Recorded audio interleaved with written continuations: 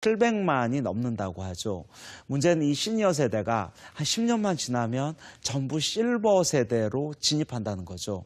그래서 우리나라의 시니어, 특히 50대 창업자들인데요. 50대 창업에서 가장 중요한 것은 창업시장을 단순히 돈벌이로 접근하는 것보다는 창업시장은 오히려 인생에 있어서 또 다른 즐거움으로 접근하는 게 가장 중요하다는 생각이 듭니다. 그래서 어떤 그 창업자 입장에서 본다면 내가 50 넘어서 당장 생계지책을 위한 돈벌이 수단, 물론 이것도 중요한 가치 중에 하나입니다만 일단 50 넘어서 사회 구성원으로서 아직도 일익을 내가 차지하고 있다. 이런 어떤 좀 즐거운 창업 코드를 맞추는 게 저는 상당히 중요하다는 생각이 들고요. 그러기 위해서는 50대 창업, 특히 이런 퇴직자분들, 이런 시니어 세대들이 가장 염두해야 될 것은 역시 전직에 대한 향수를 버리시는 게 가장 중요합니다.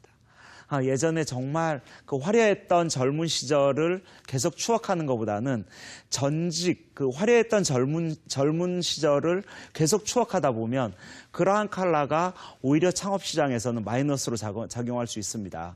이런 생각이 들 수 있고요. 이 역시 마찬가지로 나는 50이니까 내가 이 나이에 어떻게 이런 사업을 하리, 이런 것보다는 나는 50이라도 20대를 직접 20대가 움직이는 것만큼 나는 움직일 수 있다. 나는 오히려 편안한 사업보다는 오히려 힘든 사업 쪽을 나는 주목할 수 있다. 이런 부분 상당히 중요할 것 같고요. 그리고 특히 자기 컬러 스타일을 잘 확인을 해야 된다고 봅니다. 왜냐 그러면 30, 40대 같은 경우는 비즈니스 모델에 맞춰서 나의 컬러를 자유롭게 변화할 수 있는 유연성, 얼마든지 가져갈 수 있는데요. 50 이후가 되면 자기 컬러를 바꾸기가 상당히 쉽지 않다는 이런 부분에서 나의 정확한 자기 분석, 나의 컬러 스타일이 과연 어떤가. 그럼에도 불구하고 저는 50대들은 지금까지 퇴직 전까지 가장 인생에 있어서 피크였다면 다시 창업시장에 놓고 한다면 다시 바닥으로 내려오는, 즉 인생에 있어서 밑바닥을 놓고 해보는 연습부터 창업시장을 접근해야 된다고 생각을 합니다.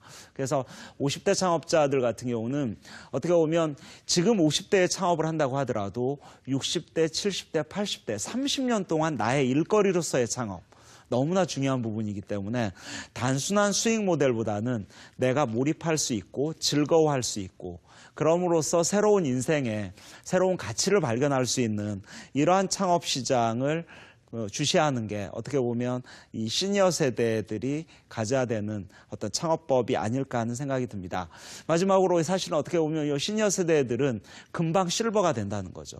사실은 요즘 보면 노인복지회관이나 이런 곳에 가면 70 넘으시는 분들이 창업 교육을 받는 사례가 너무 늘어나고 있습니다. 믿겨지지 않는 얘기인데 현실입니다. 사실은. 왜냐하면 그 어르신들을 만나보면 난 아직도 젊다. 난 앞으로 10년 이상은 뭔가 할 수 있다. 이런 말씀을 하시거든요. 70에 비해서는 우리 시니어 세대들은 젊다는 사실이죠. 조직에서는 상당히 나이가 많은 세대였습니다만 사실은 이 70, 80이라는 이 실버 세대와 비교해 본다면 정말 어떻게 보면 너무나 젊고 혈기 왕성한 시대일 수도 있습니다. 때문에 너무 이렇게 이 사회에서 멀어졌다고 아웃사이더가 됐다고 자괴감을 받는 것보다는 다시 한번 과감하게 자기 컬러를 만들어서 새롭게 인생을 재출발한다는 이러한 의미를 좀 갖는 게 어떤 시니어 세대들이 가져야 될 창업시장을 바라보는 이런 시각이 아닌가 하는 생각이 듭니다. 좀 정리를 하자면 그렇습니다. 청년 창업자들에게 다시 한번 말씀드리고 싶다면 이런 디지털 가치를 오히려 아날로그와 접목하는, 즉 아날로그 가치에서 창업의 핵심 가치를 찾고 그다음에 그 아날로그 가치를 디지털과 만나는 이런 디질로그형 창업 모델도 한번 눈여겨볼 필요가 있습니다. 이런 생각이 드는 거고요. 직장인 창업 같은 경우는 지금 안정적인 직장을 다닌다고 하더라도 평생 직장 개념이 이미 없어진 지 오래라는 거죠. 이제는 평생 직장이 아닌 평생 직업이 필요한 시대죠. 그래서 평생 일거리로서의 창업, 그러기 위해서는 역시 안정적인 조직 생활을 하면서 어떤 새로운 비즈니스 가치를 놓고 해보는 이런 투잡 창업 개념도 한번 고려해 볼 필요가 있습니다. 라는 생각이 드는 거고요.